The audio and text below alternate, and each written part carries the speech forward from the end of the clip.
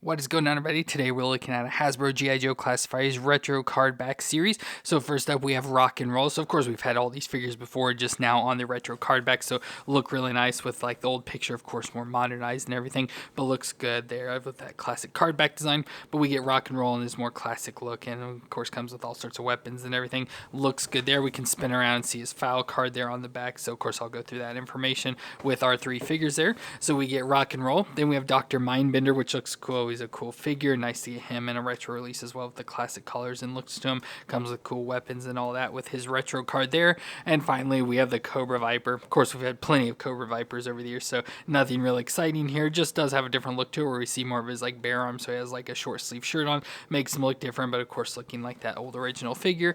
And of course just the same as the file card there on the back as the other ones do. So pretty cool for these. I always love the retro card backs because they have the classic looks to them and stuff. Really cool with the modern design. So I'm excited to check them out. So let me get them open out of the box and we'll take a look at them together.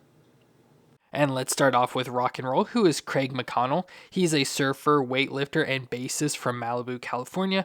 He has a strong sense of loyalty to his teammates and is a man of honor and integrity that can be counted on to hold the line. So Rock and Roll looks cool here, of course based off his more classic design. We've had the normal design, we've had him with all three of our figures today with our normal modern classified series versions, but this time we have the retro card based off their old original figures, probably back from the 80s. So Rock and Roll looks cool here. I always like his design where he has like the longer blonde hair. So of course being in the military, I feel that he shouldn't have that, but he does there with the longer hair there and the longer bushier beard and the blonde color. It looks really cool. So he's like the design of Rock and Roll there. Then outfit wise, he's just got a dark olive green shirt on, which is pretty much the exact same shirt he had before, but this time it's just all in this green color that matches with the pants, so all solid green there. But I love how it's got the sleeves all rolled up to his biceps and everything. Then he's got a bandoliers crossed on here, so with ammo belts, whatever, crossed there on his chest, belt around his waist with all sorts of pockets, got a little storage spot there, so we'll be able to put something. Thigh holster and additional holder there on his thighs look pretty good. Of course, those green pants I mentioned, down to the brown boots there on his feet. Now I thought he would have tattoos, but maybe because the old toy didn't have tattoos, that they didn't give this one tattoos, but our newer figure does have that, so we'll have to do that comparison. But overall, just a cool look for Rock and Roll. Now, movement-wise, the head will twist all the way around, so it'll twist around there. It can look down that far and up that far, so not a whole lot of range. Goes back a lot better, so better than I thought it would, but otherwise not too great beyond that.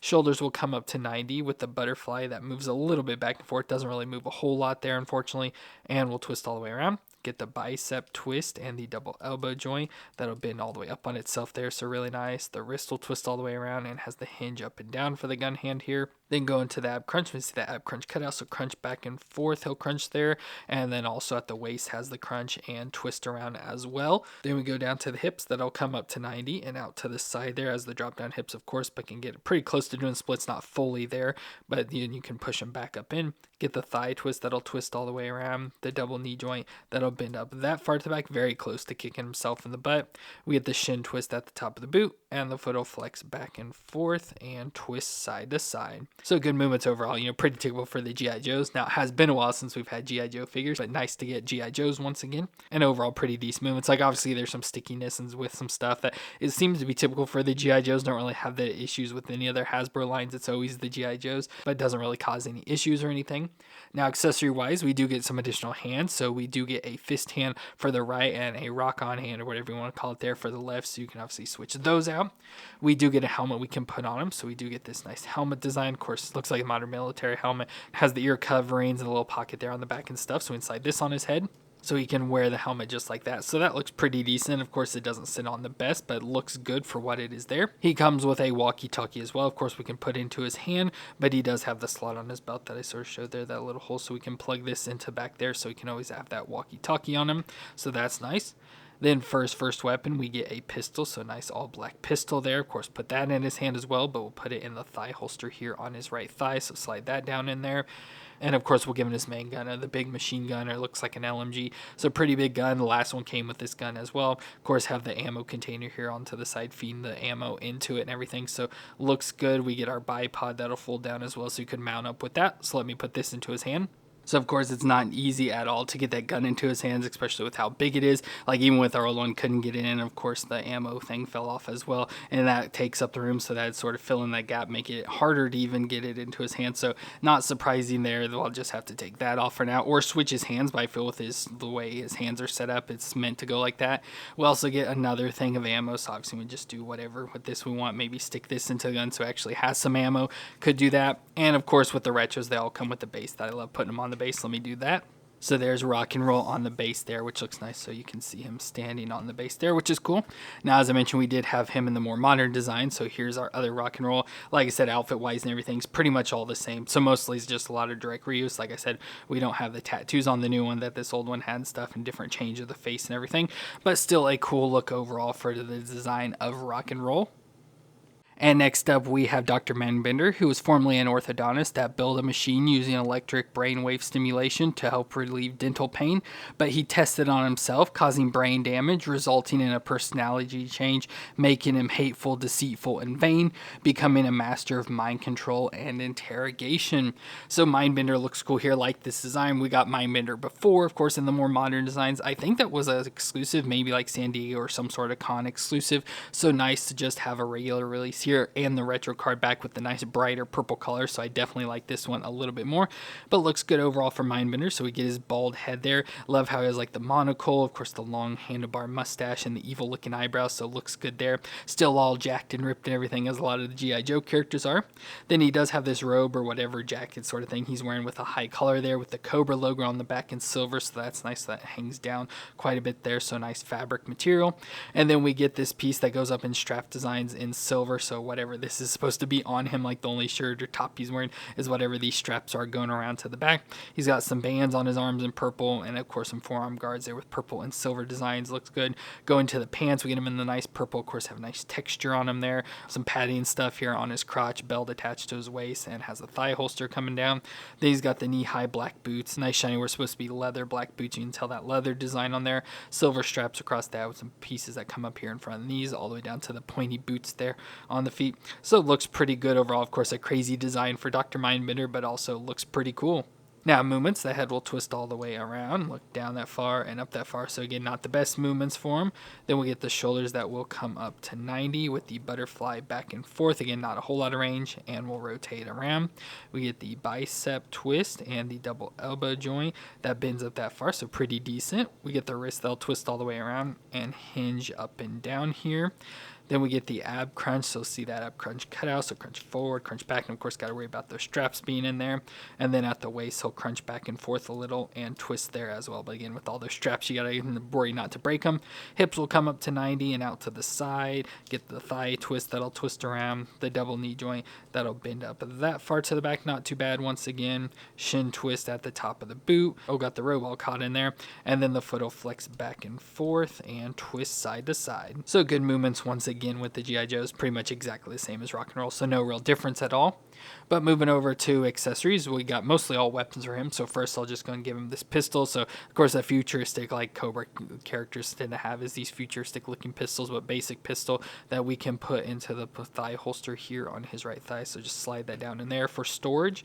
Then he comes with a specialized gun. I don't know if it has a name or anything because there's different attachments to it, but it does all feed off an energy pack. So we get this energy pack that we can attach into the back of his belt. I think it's on the left side here. Yeah, there's a hole, so we can peg this into it. So that'll stick in there, and of course we need that little peg at the top to be able to attach this tube into, so we can pop this on the top there. So that'll be attaching it, so we get a tube. It says it's an electrical cable, I think, or electrical cord, whatever. So we get that tube that'll stick on it, and then it can attach to different guns. So we get this gun, which I think is a brainwave simulator. Of course it's labeled, so I just have to kind of guess, but brainwave simulator, and then a DNA extractor with this gun. So you get those, and of course they have the little things at the end of them that we can attach onto this cord. So let's do that and put this into his hand.